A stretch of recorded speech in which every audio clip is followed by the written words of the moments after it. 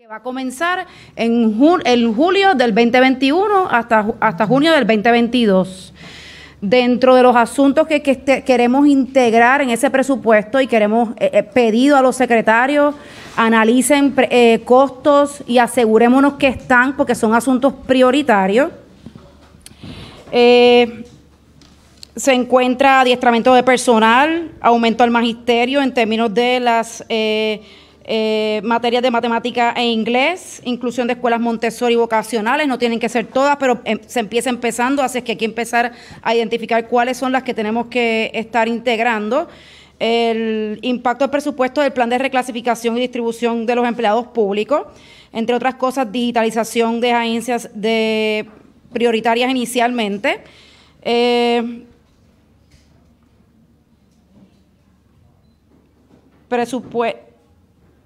Es bien importante que el Departamento de Transportación y Obras Públicas tenga un presupuesto correcto de lo que es el mantenimiento de las carreteras, que no se limite únicamente a la reparación, que incluya la iluminación, que incluya semáforos, que incluya rotulación, que no caigamos otra vez en el error de estar presupuestando por debajo de lo que es la realidad y contar con lo que verdaderamente cuesta tener mantenidas y en condiciones correctas las carreteras del país.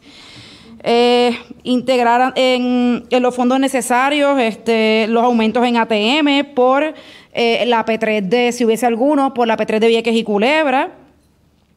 Asegurar que cada agencia tenga los fondos disponibles para gerenciar los proyectos donde se identifican fondos de mejoras de capital. No es solamente hacer un RFP, sacar un proyecto de construcción y de mejora, es integrar el personal administrativo que va a gerenciar el proyecto. Eso es bien importante. Estrategias como que cada municipio, que en cada municipio hay un CDT 24 horas, ya sea municipal, ya sea un 330, ya sea un privado, pero queremos ir identificando cuál es el impacto del presupuesto de gastos administrativos que tengan impacto, ¿verdad?, en estas estrategias que el gobernador ha identificado como prioritarias. Estimular mercados agrícolas.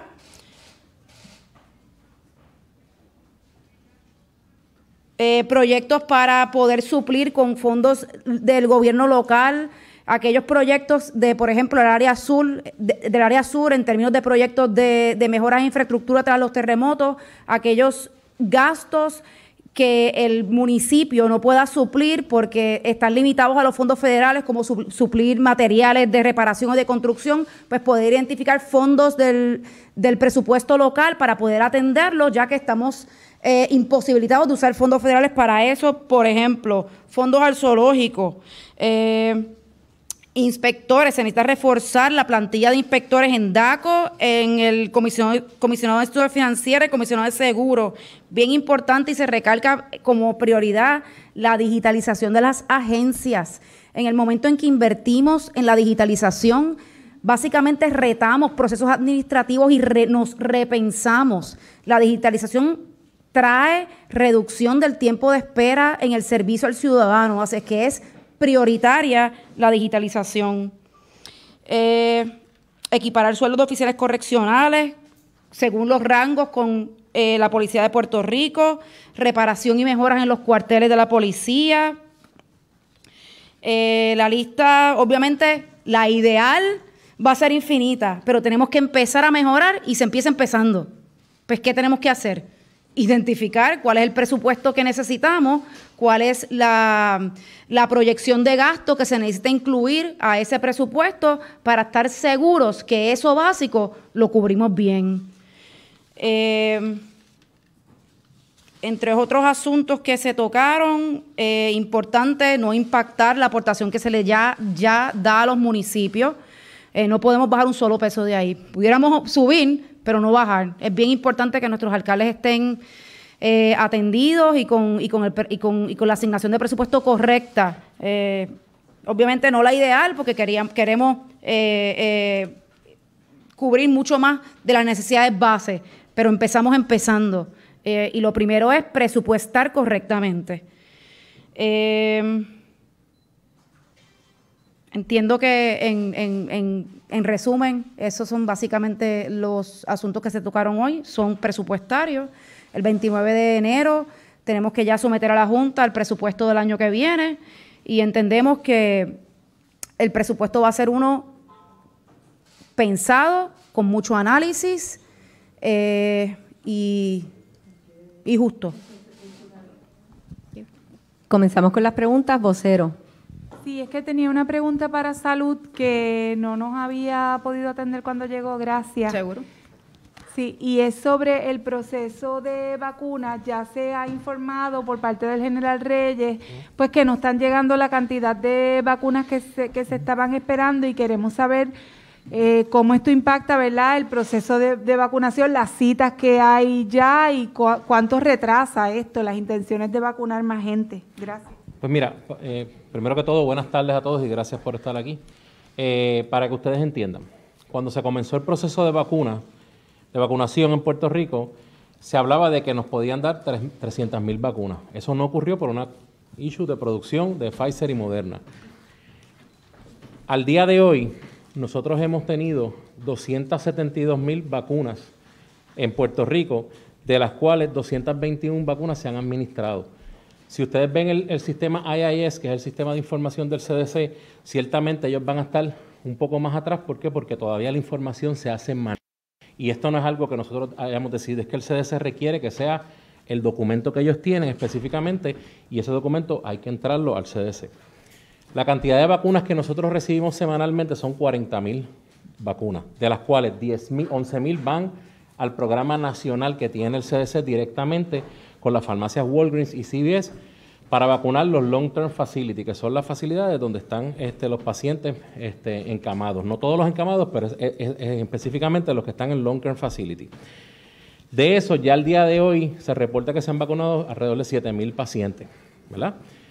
No obstante, la parte de la vacunación de los mayores de 65 años, nosotros tenemos alrededor, cuando esta semana Walgreens va a comenzar la vacunación y CVS se va a unir al esfuerzo de los pacientes mayores de 65 años. Eso nos da un total a nosotros de 19,000 vacunas para distribuir por las cadenas nacionales y tenerlas en los 300 proveedores que tiene el Departamento de Salud. La Guardia Nacional continúa con lo que queda remanente de la fase 1A de los médicos, que eso pues ciertamente ya debería haber como un 15% nada más que no se ha vacunado alrededor de ese número y todavía pudieran seguir llegando, mínimo, pero pudieran seguir llegando. También los primeros respondedores y se comenzó en el día de hoy los maestros. Específicamente en San Juan se comenzaron 100 maestros de 300 que van a comenzar mañana, pero hoy se hizo una prueba para ver la agilidad del proceso.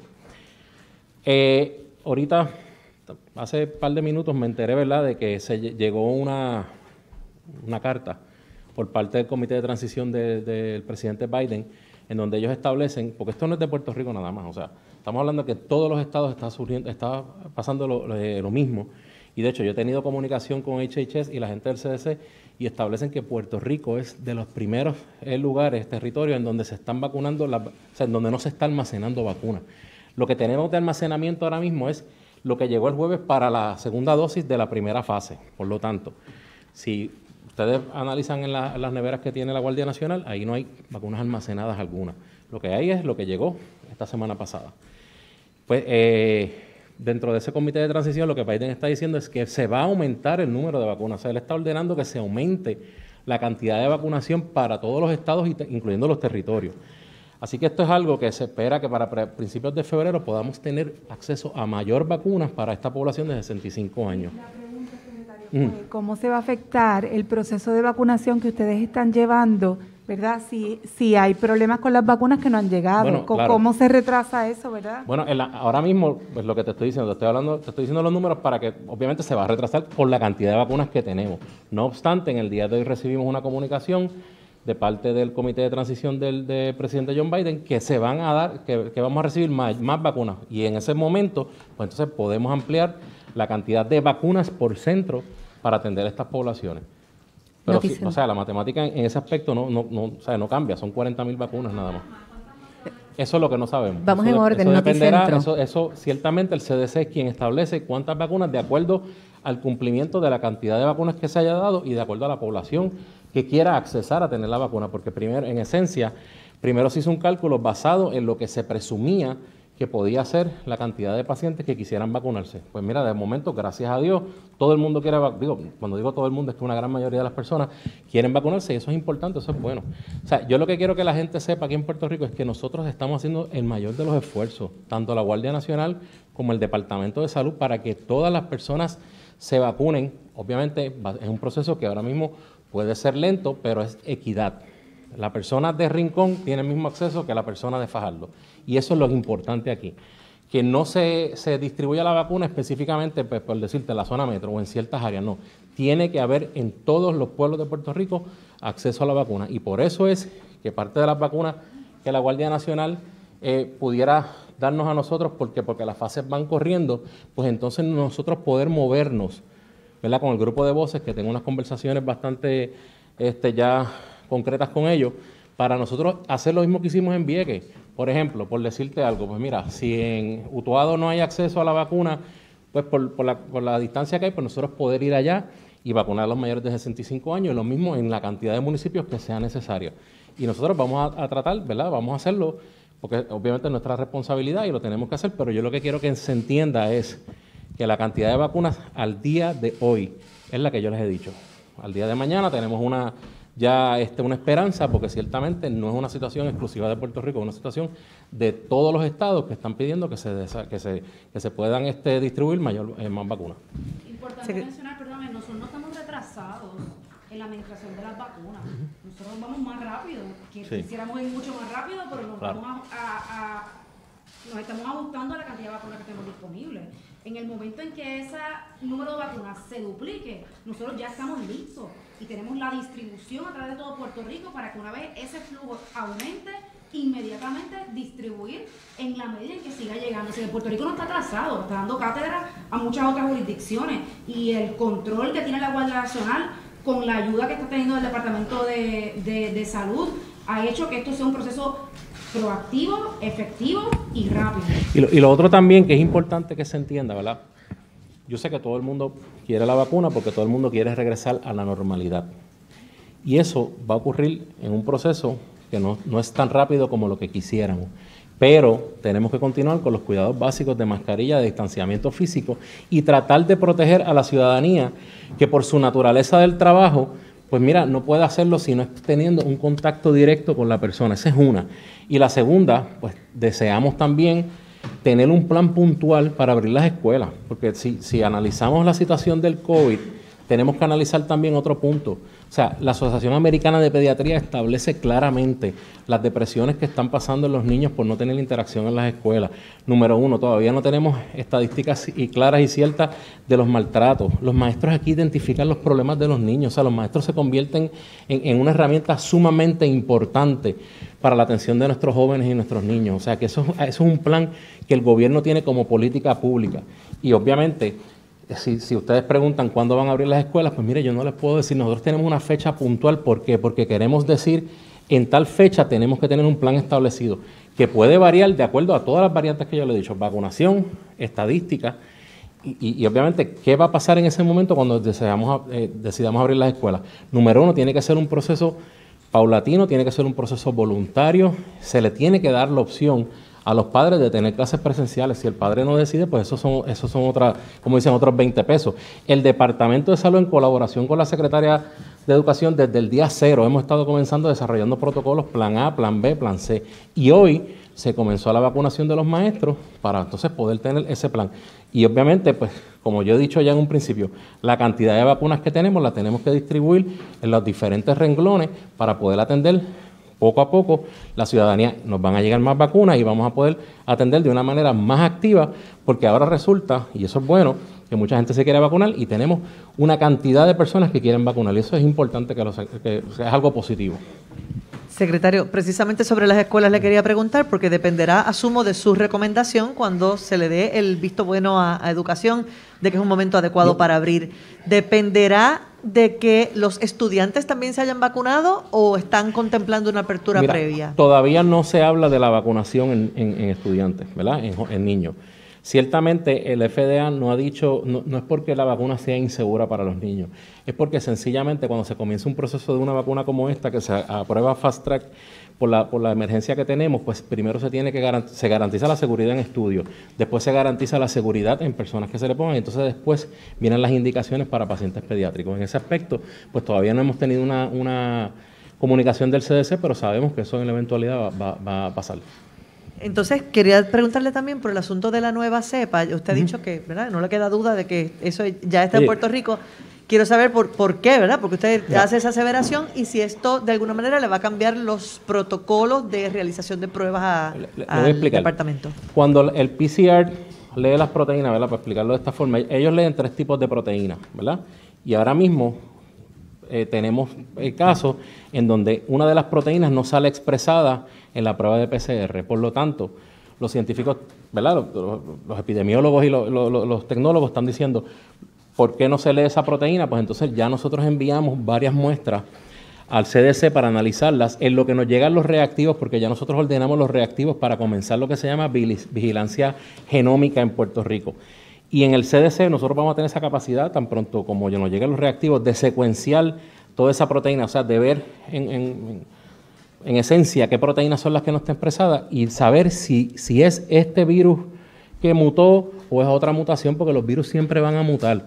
O sea, y pensar que aquí en Puerto Rico no tenemos esa cepa ya, pues sería, pues, ¿verdad? Tenemos aviones, tenemos flujo de pasajeros. Lo importante que quiero que sepan es que el COVID, o sea, lo que sucede en los pacientes es que es un proceso inflamatorio, o sea, es una reacción inmunológica del ser humano específico a esa proteína y es un proceso inflamatorio agudo, a ese virus, debo decir. Por lo tanto, decir que ese virus es más agresivo, pues no necesariamente, pero sí penetra más rápido dentro de la célula.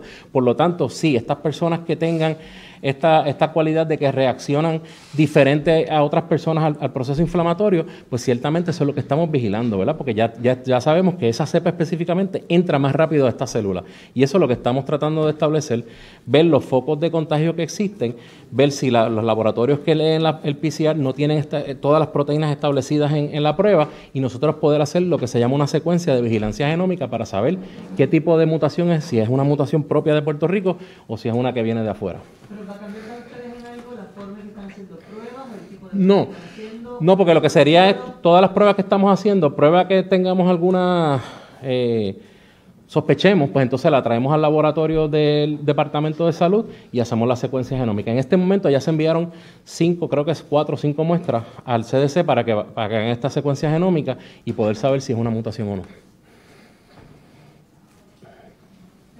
Quería preguntar a la Secretaria de Educación y luego a la de Obras Públicas. En cuanto a los maestros, ¿hubo algún problema en que alguno se negara a vacunarse por X razón? Bueno, nosotros se hizo una encuesta y de 40.000 empleados en el Departamento de Educación, 33.000 contestaron la encuesta.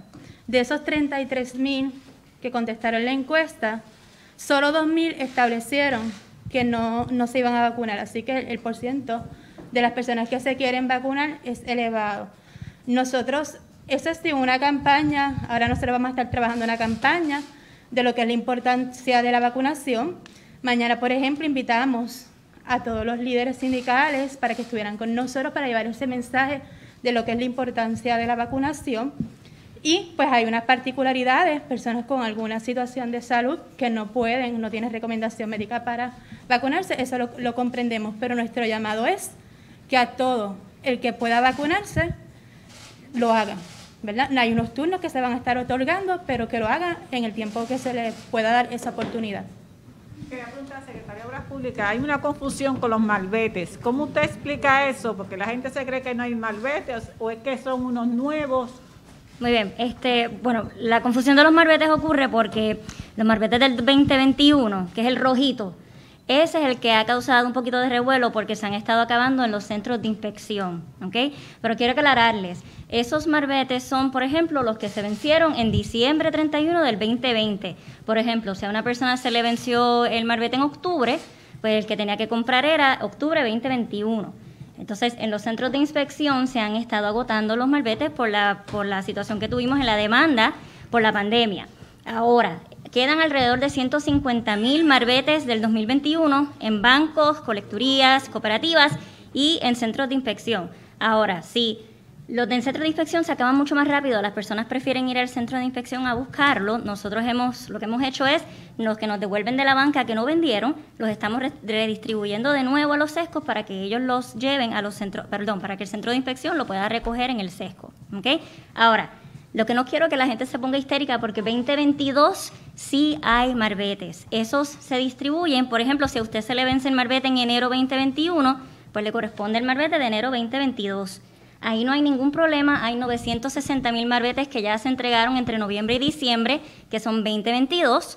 Esos no hay necesidad de alarmarse, esos están en todos los puntos de venta, de nuevo, banca, cooperativa, colecturía y los centros de inspección.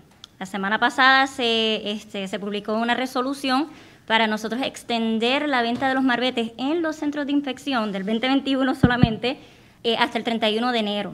El reglamento de Hacienda lo que indica es que luego del 31 de diciembre del año anterior, o sea, de 2020, los únicos lugares que podían vender el marbete que se venció en el año pasado es las colecturías. Hay 27 colecturías en Puerto Rico. Si usted va a un centro de inspección después del 31 de enero buscando un marbete del 2021, pues entonces no lo va a ver en los centros de inspección, solamente lo van a poder encontrar en las colecturías. ¿Okay? Pero eso es solamente marbetes que se vencieron diciembre 31 del 2020, que es el rojo, el del 2021. 2022, que comienza ahora en enero, si usted se le vence ahora en enero, le toca el del 2022 y así seguimos en el año. Esos no hay ninguna escasez y van a estar disponibles en todos los puntos de venta. ¿Y los secos están trabajando normales? Sí, están trabajando horario extendido, de lunes a viernes, inclusive los sábados también, de 8 de la mañana a 7 de la noche. Los lunes a viernes. Entonces los sábados de 8 a 4, por cita. Todo por cita, sí. Continuamos con Bárbara Figueroa, a primera hora. Al secretario de Salud. Mire, es que quiero que nos explique este asunto de los 40 frascos y las 200 dosis que se perdieron de vacunas. ¿Bajo qué circunstancias ocurrió esto? ¿En qué institución fue? ¿Qué medidas de corrección, verdad, correctivas se tomaron para que esto no vuelva a ocurrir? Y nada, o sea, una explicación un poquito más clara de lo que pues mira, no me gustaría, ¿verdad?, decir el centro específico, pero sí es cierto. Lo que sucedió fue que cuando ellos recibieron la persona que recibió la caja de la vacuna, pues vio que había como hielo derretido, pudiera decir, y entonces pues él lo que hizo fue que la introdujo de nuevo dentro de la nevera. Y eso pues ciertamente cuando se le consultó al CDC, específicamente ese caso, la recomendación fue que no utilizáramos esa vacuna.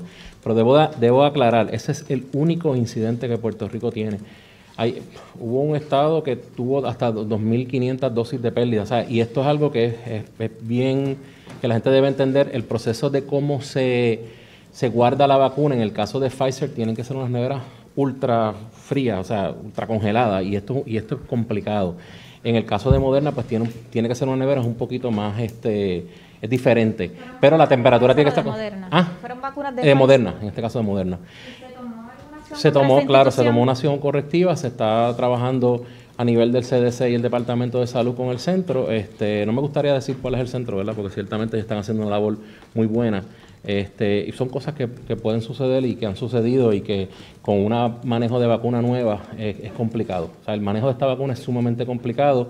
Incluso en ese aspecto, pues, cuando se viene la segunda dosis también, se tiene que manejar de una manera diferente. Por eso es que también, y fíjate, qué bueno que me haces esa pregunta para aclarar, hay unos centros que pueden manejar Moderna, hay unos centros que pueden manejar Pfizer. Y eso pues todavía limita un poco más la distribución de la vacuna, porque entonces tenemos que utilizar Moderna para tratar de distribuirla por los mayores centros que puedan hacerlo y el Pfizer exclusivamente para hospitales y hay algunos centros que pudieran manejarlo. O sea que es una logística sumamente complicada. Debo decir que el CDC trabaja con nosotros, o sea, ahí en el Departamento de Salud, la división de vacunación es espectacular, tiene una cantidad de empleados sumamente comprometidos que están pendientes a todo esto. Es algo que puede suceder y lamentablemente sucedió y se está trabajando con eso.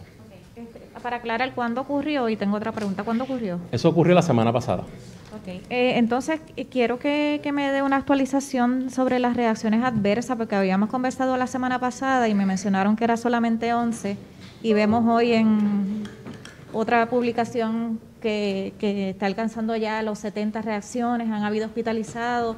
¿Qué tipo de reacciones son las que han ocurrido? Recuerda que toda reacción adversa a la vacuna se tiene que anotar. Eso es algo que va a ocurrir y puede ir desde dolor en el área, fiebre, ¿verdad?, que es una reacción esperada a la vacuna, hasta reacciones no esperadas, que pueden ser reacciones alérgicas hasta shock anafiláctico. En el momento no tenemos shock anafiláctico, pero sí hemos tenido reacciones alérgicas que son sumamente raras porque dentro de lo que tiene la vacuna, pues es una lipoproteína que es una grasa específica y hay personas que pudieran ser alérgicas a ese tipo de grasa y eso es bastante raro.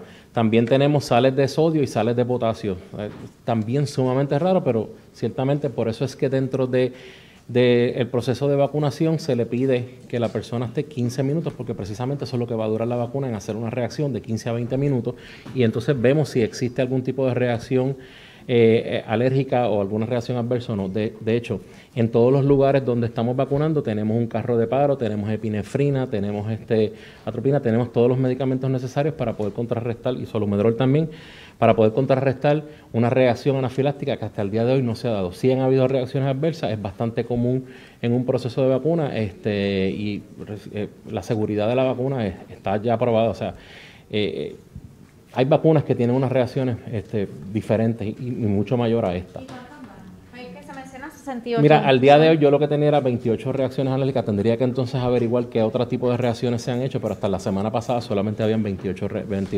reacciones adversas que, vuelvo y te repito, iban desde dolor hasta hospitalizaciones porque la persona pues tuvo una reacción alérgica que no fue una reacción anafiláctica. La diferencia entre una reacción alérgica y una anafiláctica es en donde dice la anafiláctica se te corta la respiración y hay que intervenir inmediatamente. La reacción alérgica pues ciertamente es diferente, es menos intensa, pero sí se hospitalizan para observarlas y ver que no vaya a desarrollar una reacción anafiláctica. Pero de los componentes que te dije, es sumamente raro que las personas reaccionen a estos componentes, pero siempre va a haber hospitalizados. Yo creo que era uno solamente de los 26, pero tengo que averiguar eso que me acabas de decir de los 76 para ponerlo en contexto. ¿Pero reacciones de qué? Reacciones de dolor de brazo, alergia, fiebre. Por eso, lo que te dije, pudiera ser una reacción alérgica a la lipoproteína, a la sal de sodio o a la de potasio. Sí, pero la manifestación. Urticaria, enrojecimiento, pero nada que fuera anafiláctico, que tuviera falta de respiración, que hubiera Continuamos con Cintia López, Noticel. Buenos días, secretario. Yo tengo varias preguntas que tienen que ver con el COVID o con la vacunación. Ajá. Le quería preguntar, usted cuando da sus cifras habla de 272,000 vacunas o dosis que llegaron y dice que 221,000 se han administrado. Correcto. ¿Cuál esa diferencia de 51,000? Esas son las vacunas que llegaron de la segunda dosis. Okay. Que no sé, perdóname que te interrumpa, que se van a administrar. Lo que pasa es que si llegan jueves y el centro de vacunación no trabaja los fines de semana, se tienen que repartir a principio de la semana. Okay. Que no es que se han perdido, sino que están almacenadas en algún lado. Esos son de la segunda dosis. Okay. Usted le dice a la compañera que las únicas dosis que se han perdido son las que hizo alusión a ella. Le quería preguntar sobre el asunto de las citas. Es que ha llegado información que hay gente que en su deseo o su desesperación de vacunarse hacen múltiples citas. Sí. Y eso está provocando entonces que yo tenga 10 personas que van a venir a vacunarse y que no llegue gente. Qué bueno que lo hace. Entonces quería entender si a raíz de ese problema, si hay vacunas que se están perdiendo, si la gente rompe a buscar por allí quién está disponible, le suma No. Y en esencia nosotros estamos haciendo esta semana, ¿verdad? Yo espero que lo podamos tener listo a través de la plataforma Turnos PR, poder tener específicamente eso, que cuando el paciente se haga la cita, ya sea por el médico primario, porque estamos tratando de contar con los médicos primarios, ¿por qué? Porque son los que ven el 47% de la población en Puerto Rico y nos pueden ayudar a generar esa cita. Si la persona apunta, por decirte, un centro en Bayamón, no puede poner San Juan, por decirte algo. Eso sí ha sucedido, sí es correcto. En ese momento, cuando vemos que la persona no llega, pues entonces el proceso tiene que continuar y se le tiene que dar la oportunidad a otra persona que llegue. O sea que no se está paralizando el proceso porque está ocurriendo ese fenómeno. Y es cierto, está ocurriendo ese fenómeno y lo que le soltamos a la ciudadanía es a que no, ¿verdad? Que no hagan eso porque entonces nos ocasiona un problema mayor. Y lo que también te quería contestar es que estamos desarrollando la plataforma de turnos para evitar eso. ¿No se han perdido dosis en ese proceso de citas? No, porque siempre va a haber una persona que va a llegar y se le va a poner. Le quería preguntar sobre el dashboard de las cifras de COVID. Llevamos 2 días sin muertes y quería entender o quería saber a qué responde que no haya muertos en los últimos 2 días. Te voy a explicar cómo es el proceso de reporte de las muertes. En estos días en los hospitales no han reportado ninguna muerte. Las muertes vienen de dos formas. El primer proceso sería que el paciente se muere en el hospital y tengamos una prueba y un diagnóstico de COVID. El hospital tiene el deber de a diario reportarnos esas estadísticas a través del bioportal, o si no están conectados a través del bioportal por la razón que sea, que estamos trabajando en eso para que sea obligatorio a través del bioportal, pues nos reportan como quiera que sea manual. Y las otras muertes que ocurren, por eso es que ustedes pueden ver un reajuste. Por ejemplo, esta persona que murió en una casa, o esta persona que murió en una facilidad, o esta persona que murió en el hospital sin tener concluso que pudiera haber sido COVID. Pues esto va a un proceso de autopsia en ciencia forense. Y lo que tarde ciencia forense, ¿verdad?, que sabemos que es sumamente ágil en este momento en comparación con otros casos, pero puede variar de 15 a 30 días. Por eso es que ustedes ven que se dice ajusten las muertes, y entonces lo que nosotros estamos tratando de poder hacer es que si esa muerte, por ejemplo, si mañana yo reporto X cantidad de muertes, pero es un reajuste y viene de noviembre, yo tengo que pasar esa data al mes de noviembre. Y eso es lo que sucede. En estos últimos 2 días, los hospitales, que son los que nos pueden reportar en un día, no ha ocurrido ningún deceso. Yo tengo 2 preguntas que tienen que ver sobre el tema económico. Okay. Quería saber si como parte de la discusión que hubo de presupuesto se destinaron fondos para cuando el gobernador declare el estado de emergencia, porque una de las cosas que el gobernador dijo la semana pasada es que debía haber dinero para que se ponga en vigor esa nueva directriz. Y le quería preguntar, usted habló también de condiciones de vida de los obreros y las obreras.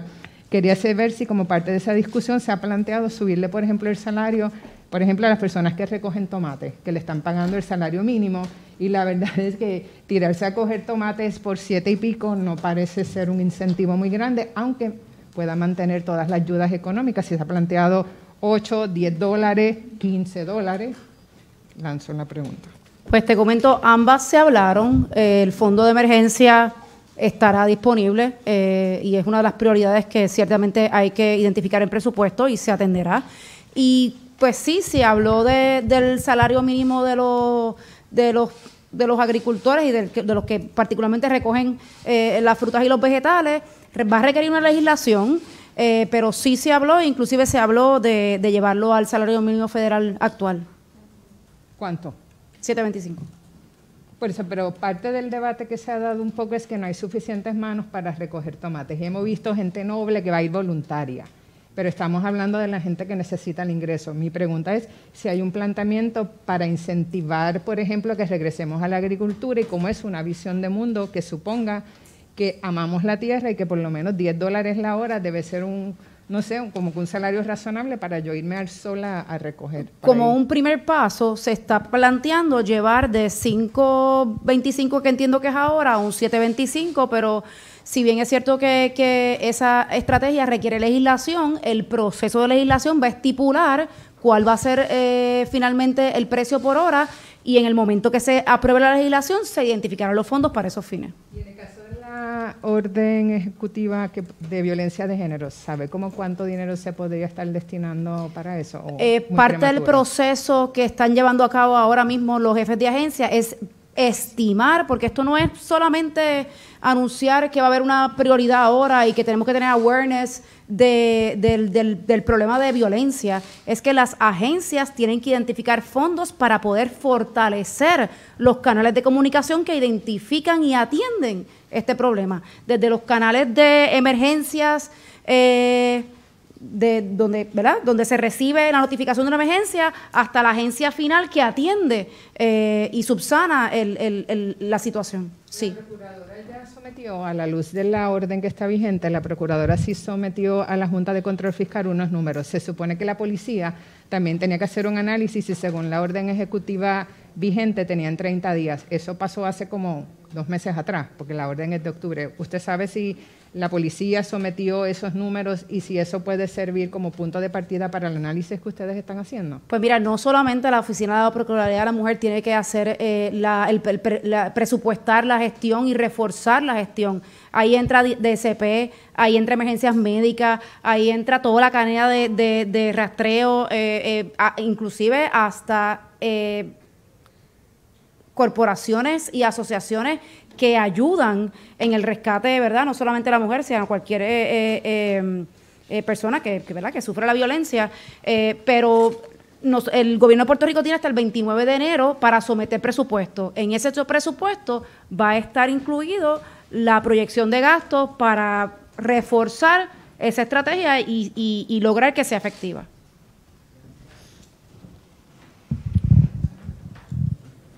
Continuamos por aquí. Para el secretario de Salud, le quería preguntar, secretario, debido a la cantidad limitada, pues que ya nos estuvo informando que están llegando de vacunas a la isla, ¿cuál entonces sería la proyección para que les tomaría el proceso de vacunación para los maestros, ya que se habla pues de un regreso a clase en marzo? ¿Se afectaría o se retrasaría ese proceso de vacunación para esos miles de maestros? Bueno, en el proceso de los maestros tengo entendido, ¿verdad?, que son 60,000 empleados docentes y no docentes. 55 entre público y privado. Entre público y privado. Yo tengo entendido que eso no sucedería. El detalle va a ser en cuántas personas, ¿verdad?, cuántos empleados docentes y no docentes quieran accesar a la vacuna. Y eso es algo que nosotros no vamos a poder controlar nunca, ¿verdad?, porque no se está obligando a nadie, simplemente se le está exhortando. Y como yo siempre he dicho, el plan de la apertura de las clases dependerá de muchos factores. Lo que nosotros siempre hemos querido establecer es una meta puntual, porque yo veo, ¿verdad?, y eso la secretaria también creo que debería pensar, y hemos tenido la conversación, piensa lo mismo, si no tenemos algo como meta no lo vamos a poder hacer nunca, y eso es algo que depende de muchos factores y dependerá ciertamente de cómo estamos ante el COVID en ese momento. ¿En cuántas semanas proyectan finalizar este proceso?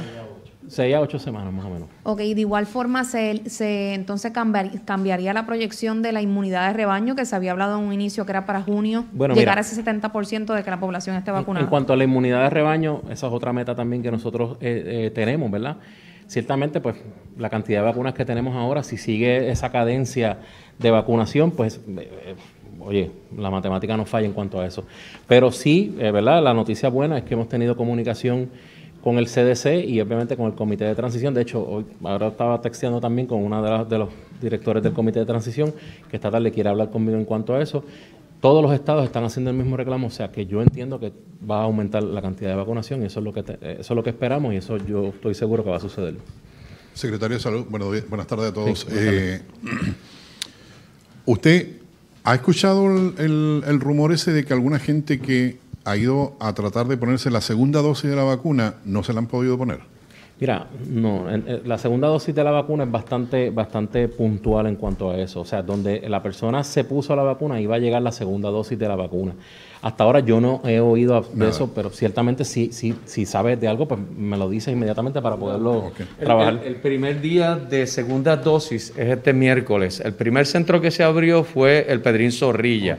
El día 28 de Moderna es este miércoles.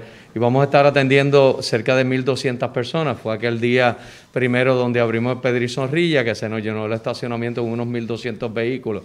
Ese es el primer día de Moderna. La semana que viene, entonces fue cuando se abrió, sería la segunda dosis a los centros de Bayamón, Centro de Bellas Artes de Cagua y Mayagüez, y como 3 días después, entonces sería Arecibo. Así que básicamente ese es el orden. Así que no hay ningún problema general. No, han habido algunas personas que han llegado previo a día 28, bienvenido a Puerto Rico. Pero típicamente lo hemos orientado y dejarles saber que estamos en ese ciclo de 28 días, en el caso de Moderna, y en Pfizer 21 días. Las 30.225 que llegaron para el 15 de diciembre, ya todas esas vacunas de los 65 hospitales ya se concluyó la segunda semana, por las pasadas 2 semanas. Prácticamente todo ese personal de hospital ya se le dio las 2 dosis de Pfizer. Secretaria, no sé si usted tiene respuesta para esto. Usted, la Secretaria de la Gobernación, ¿no? La Secretaria de Corrección tuvo que salir, no pudo atender esta conferencia de prensa. la podemos conseguir. No, Lo que pero necesite, le probablemente, contestamos. la pregunta también yo supongo que a lo mejor han conversado con ustedes, dicen que hay un brote de 40 y pico en Ponce, y hace 1 o 2 semanas atrás un bote de 40 y pico en Bayamón, y se habla, o por lo menos alguna gente rumora por allí, de que están trabajando con Sabana Hoyos para que la cárcel de Sabana Hoyos en Arecibo la conviertan en un lugar en donde vayan todas las personas que han dado positivo en COVID en la cárcel. No sé si usted puede decir algo de eso. La contesto porque yo abro prácticamente todas las noches con la secretaria de corrección. Cuando comenzó el primer proceso fue en la 501, y por eso es que nosotros tomamos la decisión de vacunarlos. ¿Por qué? Porque como ocurrió ese brote, se hacía imposible trasladar ese confinado, pues porque ciertamente estaríamos entonces nosotros mismos propagando el virus. Lo que se hizo fue que se le hicieron pruebas a todos los confinados y entonces se vacunaron a la 501. El jueves creo que fue, o viernes, ahora no me acuerdo, se hablaba de unos casos que habían ocurrido en la cárcel Las Cucharas en Ponce, creo que eran 35 casos. También se está haciendo lo mismo, se le está realizando pruebas a todos los confinados y se está comenzando un proceso de vacunación. En este caso, lo que nosotros estamos haciendo es, el Departamento de Salud tiene unos epidemiólogos adscritos directamente allí para trabajar esos casos específicos. La doctora Encijar Hassan se ha movido con los epidemiólogos hacia las cárceles y han establecido los perímetros, han hecho las pruebas y han establecido qué persona que se va a vacunar primero y que se va a vacunar después en otra fase, ¿verdad? Porque lo que queremos es tratar de contener, porque sabemos que son personas que van a estar en un mismo lugar y entonces lo que no queremos es que ocurra una mayor propagación del virus. Y no, aquello de que quieren acondicionar Sabana Hoyos, eventualmente como se quiso hacer con el URRA, por ejemplo, el hospital URRA en sí. Bayamón, sin el caso de las cárceles. Ese detalle no lo tengo, ¿verdad? Porque eso no lo sé, porque salud correccional, ¿verdad? Corre diferente, ¿verdad? No responde, responde a corrección, pero obviamente se regulado por el Departamento de Salud, pero tienen unos protocolos diferentes, tendría que averiguar y obviamente te contestaré la pregunta cuando tenga el detalle. Seguimos con Telemundo. Buenos días a todos. Tengo 3 preguntas. La primera quisiera que fuera para el secretario de Salud, ya que está ahí, sobre la vacunación. No vamos a verle aquí. sobre la vacunación a empleados funerarios. Ellos están haciendo un reclamo de que están tan expuestos como los médicos y enfermeras, más aún cuando aún no se sabe el tiempo de activación de ese virus una vez la persona ha fallecido. ¿Cuándo se van a vacunar a estos empleados funerarios? Mira, nosotros estamos tratando de atender todos, incluso hasta los barberos me hicieron un reclamo que creo que es sumamente legítimo, ¿verdad? Nosotros estamos haciendo un análisis de qué cantidad de empleados son para, ¿verdad? En la medida en que la Guardia Nacional vaya liberando de la cantidad de primeros respondedores que tiene, que lo estamos definiendo como policías, bomberos y paramédicos, y después vamos a ir poco a poco en la medida en que eso suceda y en la medida en que se pueda aumentar ¿cómo se llama? La demanda para los pacientes de 65 años, los vamos a ir atendiendo poco a poco, pero ¿verdad? Yo siempre quiero ser transparente con esto. La cantidad de vacunas, yo lo he dicho, ¿verdad? Y son las 30.000 vacunas que tenemos, 10 que las tienen a nivel nacional. O sea que en la medida en que nosotros podamos, vamos a ir atendiendo esos reclamos que son totalmente legítimos. Pero pues en este momento pues tenemos una limitación de vacunas. Cuando venga la cantidad de vacunas que sabemos que va a suceder, pues nosotros podemos ampliar, porque créame, manos de más para poner vacunas tenemos aquí. Todas las asociaciones, tanto el Colegio de Médicos de Enfermería, o sea, no hay una asociación en Puerto Rico que se nos haya ofrecido tanto a la Guardia Nacional como a Salud para poder ayudarnos con este proceso. Muy bien. Para el secretario de Seguridad Pública, buenos días. Quería saber si ya finalmente citaron a la persona que organizó el COVID Party en Montelledra y a qué se exponen estas personas, porque hemos visto que hay interacción en casos anteriores, en ocasiones anteriores, pero no hay consecuencias. ¿Sí va a haber consecuencias en esta ocasión? Bueno, buenas tardes. Te puedo indicar que de parte del Departamento de Seguridad Pública, en coordinación con las diferentes agencias ¿verdad? del gobierno y bajo la directriz del gobernador, nosotros actuamos con cada tipo de inteligencia que nos lleva y nos mantenemos activamente en ese proceso para eventualmente llevarlo al Departamento de Justicia para radicar los correspondientes, los cargos. ¿Y esta persona ya fue citada? ¿Ya pudieron citarla? Sí. Aquí, ¿verdad? El secretario la Policía de Puerto Rico nos ha ayudado muchísimo. Estas son investigaciones que lleva el Departamento de Salud con los agentes internos y obviamente en colaboración siempre con la Policía de Puerto Rico. Sí se identificó en el día de hoy entiendo que iban a estar citándola. Lo que yo quiero que quede bien claro con las actividades, porque muchas personas me dicen, pero ¿por qué no esta y por qué no la otra? O sea, mira, nosotros recibimos confidencia, ¿verdad? Igual que la policía de Puerto Rico también lo hace, y en el momento, ¿cuál es el objetivo principal? Dispersar la gente. O sea, yo no estoy aquí para meterle palos a todo el mundo ni para meterle tickets. ¿Sabes? Nosotros lo que queremos es evitar la aglomeración como ocurrió en La Perla. O sea, en ese momento dado, pues mira, fue impresionante ver cómo la gente respondió inmediatamente. Ahí no hubo ninguna queja de parte de nadie. Incluso hubo turistas que hasta nos dieron las gracias, ¿verdad? Y eso es lo que queremos. El objetivo principal es que no exista la aglomeración y poderlo atajar en ese momento dado. Ciertamente, cosas que yo me enteré el otro día, pues el propósito no se cumplió. En el caso de Montelledra, sí, ellos no habían pedido una dispensa para la actividad, porque también hay que recordar que actividades se pueden realizar siempre y cuando pidan una dispensa a la oficina de la Secretaría de la Gobernación y cumplan con un protocolo específico y puntual de cantidad de personas, de mascarillas y de todas las medidas que se tienen que tomar. Ahora bien, esta actividad no tenía ninguna dispensa cuando se nos mandaron un mensaje diciendo, mira, se está pasando esto ahora mismo. La policía puntualmente llegó allí, en menos de 10 minutos estaban allí y pudieron identificar a los organizadores del evento, que se va a estar tramitando en el día de hoy por el Departamento de Salud en colaboración con la policía, la citación de la persona y las posibles infracciones que sean referidas al Departamento de Justicia. Para la Secretaría de la Gobernación, vemos que hay una lista ambiciosa en la que usted presentó en términos del presupuesto. ¿Tiene una idea de un aproximado de cuánto sería ese presupuesto fiscal que estarían presentándole a la Junta? Obviamente sabemos que no es exacto, pero una idea de tomando en cuenta los elementos nuevos y aquellas áreas que quieren abarcar. Pues el presupuesto actual es de 10.000 millones de dólares. Entendemos que va a ser por encima de ese, pero la realidad es que los secretarios de agencia están identificando en donde no hubo gastos según proyectados y en donde se puede sencillamente transferir economías a otras áreas. Así es que el resultado del ajuste y de la proyección de gastos va a ser exactamente ese número. Así que precisamente para eso es este ejercicio. En términos de recaudos, porque obviamente dependen de recaudos para poder tener las arcas con el dinero disponible. Y ¿cómo van a trabajar esa área? Pues precisamente esa es parte de la inteligencia que trae el secretario de Hacienda, porque los recaudos a esta fecha han estado por encima de lo proyectado. Son buenas noticias. Obviamente aquí entra lo que es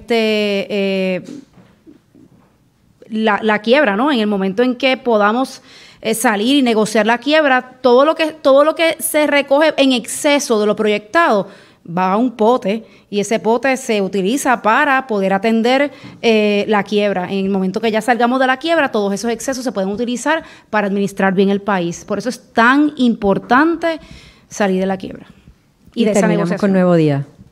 Perdóname, Sandy, quería corregir, el salario mínimo obviamente pues es $7.25, lo que pasa es que en este momento a quien recoge esas frutas y vegetales se le paga $5.25 y la idea es poder equipararlo con el mínimo federal. Buenas tardes a todos. Quería saber con el secretario de Salud y posteriormente con la secretaria de la Gobernación, ¿qué está haciendo Salud para asegurarse que todos los centros de cuidado prolongado de adultos mayores están siendo contactados para la vacunación? Porque hay denuncias de que en el área oeste no se está haciendo. Pues mira, ahí en el día de hoy precisamente la doctora Iris Cardona, que es la directora de división de la vacunación, está llamando a los centros porque ahorita estaba mencionando que esta parte tiene un contrato nacional con Walgreens y CVS y ya se han vacunado 7,000 pacientes.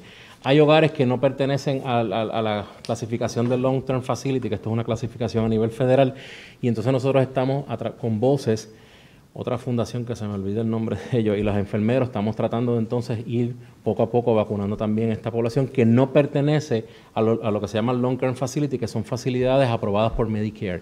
Por eso es que esas facilidades, Walgreens obviamente las está vacunando porque tienen la información, pero hay otras que no, que pertenecen, que dan hacen una labor excelente también, pero que no tienen esa clasificación, y nosotros con estas fundaciones estamos moviéndonos a vacunarlo. Y entonces la parte de oeste, hoy estoy trabajando con eso. ¿Y que son verídicas esas Bueno, denuncias? la doctora Cardona, esta mañana yo tuve comunicación con ella, me dice que hay algunos centros que sí han sido vacunados, hay algunos que no, y entonces nos estamos, porque precisamente no pertenecen a lo que te dije de Long Term Facility, por eso nos estamos moviendo a poderlos vacunar con las fundaciones que tenemos. Secretaria, sobre el presupuesto, ¿ha habido algún tipo de instrucción de la Junta de Supervisión Fiscal o ya ha habido alguna reunión relacionada con esto del presupuesto? De presupuesto, pues básicamente tenemos que esperar el 29 de enero para poder someter lo que es el plan de presupuesto del gobierno para el año fiscal entrante. El gobernador ya comenzó a reunirse con la Junta, el viernes pasado fue su primera reunión. Ellos estuvieron a gusto con que el gobernador sea partícipe de estas reuniones. Van a ver un gobernador activo negociando con la Junta y presentando lo que él entiende que es una prioridad presupuestaria personalmente. Las reuniones muy posiblemente sean todos los viernes. Cualquier información relevante lo estaremos compartiendo con ustedes definitivamente. De la información provista hasta el momento, ¿qué agencia se perfila como la que necesite mayor cantidad de fondos o un aumento mayor? Pues mira, lo que pasa es que como estamos también recibiendo fondos federales, el presupuesto es intrínsecamente fondos locales. En términos de ajustes, pues eso es precisamente el ejercicio que van a terminar de hacer los secretarios, identificando, después de relocalizar los fondos que, si hubo alguna partida que no se experimentó el uso que se había proyectado, después que se relocalice, identificar cuáles son particularmente esos fondos que se van a querer tener como añadidura al presupuesto particular. Y ese es precisamente el ejercicio que se tiene que culminar antes del 29 de enero. Usted mencionó de manera puntual los municipios y fue bastante clara en decir que no debe haber baja, sino alza en todo caso. El escenario perfecto es que de facto sí haya un aumento. Ustedes están contemplando uno de los reclamos bastante vetusto, bueno, llevaba algún tiempo ya, de los alcaldes en términos de que se le exima lo que era la ley 29, se le exima del pago del pay go y también de retiro, que continúa siendo un reclamo pese a que se anuló esa ley. Todo esto está siendo considerado, inclusive los consorcios municipales, todo. Sabemos la carga del trabajo que en muchas ocasiones los alcaldes tienen porque realizan unos trabajos que le corresponden al Estado, y la intención es poder integrar en presupuesto, el poder colaborar con esa gesta y si es posible, pagarle en su totalidad por el trabajo que hace a veces el alcalde que le corresponde al Estado. ¿Cómo hacerlo si ya se declaró nula ese estatuto? Siempre el Estado tiene la capacidad de hacer MOUs con los municipios. En el caso donde, por ejemplo, el Departamento de Transportación y Obras Públicas va a reanudar consorcios, el Departamento del Trabajo reanudará MOUs con municipios para poder aportar a una gestión que hoy día realizan los alcaldes. Lo que queremos es poner el dinero donde está la acción. Queremos reforzar el plan estratégico de cada agencia, pero en aquel momento donde se haga más costo efectivo, que el mismo municipio lo realice, poder poner un cheque junto con esa labor. Dos cositas bien breves. No sé si el gobernador estuvo presente en la reunión. Sí. Y por otra parte, como ha mencionado que el gobernador va a estar en una fase muy activa, mano a mano, trabajando con la Junta de Supervisión en ese plan, en ese presupuesto, ¿pudiese darse, ustedes contemplan que sea el primer presupuesto que apruebe la Junta, que sea el mismo que somete el gobierno? Vamos a estar de acuerdo. ¿Qué significa eso? Que lo que el gobierno presente, el propio gobernador va a dedicarse a convencer a la Junta de lo que se está solicitando es lo justo y lo que se necesita en este momento. Hubiésemos querido uno mayor, siempre, porque necesidades hay, y estrategias para poder alcanzar, atender todos los, ¿verdad?, las situaciones del gobierno, pues siempre se resuelven, ¿verdad?, casi siempre con dinero, pero lo que presentemos, vamos a hacer lo imposible para que eso sea lo que se apruebe. Gracias. Siempre. Gracias, compañeros. Concluimos la conferencia de prensa. Gracias a todos. Buen día.